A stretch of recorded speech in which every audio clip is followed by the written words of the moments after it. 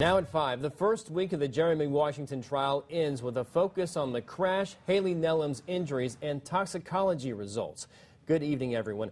It has been a year and a half since Jeremy Washington allegedly hit and killed Bishop Dwenger student Haley Nellam. During the last 5 days, though, her family has had to relive that tragic night during an intense and complicated trial. NewsChannel 15's Sara Wagner is covering the case. She joins us live from downtown Fort Wayne with a wrap-up of today's testimony. Sarah? Court just wrapped up about an hour ago, and I can tell you it was a very difficult and emotionally challenging day in the courtroom.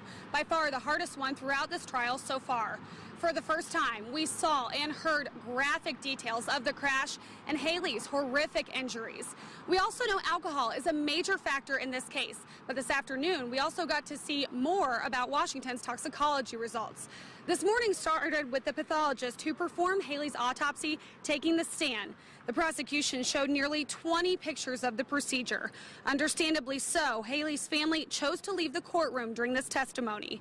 Haley had major trauma to her body, including spinal and rib fractures. As the doctor described each picture in great detail, Washington wasn't able to look at many of them. At one point, you could see one of the jury members crying. Another one got very pale and looked like he might get sick. We also heard from several crash witnesses and medics who worked the scene. One witness described running up to Haley, trying to get a pulse and talking to her, but not being able to get anything back.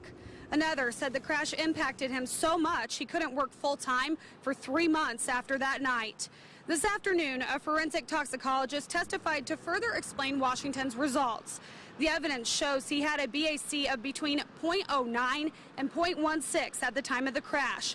The doctor confirmed today that means Washington was intoxicated when the crash happened. The defense also had some very interesting questions for the toxicologist. You can read more about those on this story on Wayne.com. Reporting live outside the Allen County Courthouse, Sara Wagner, News Channel 15.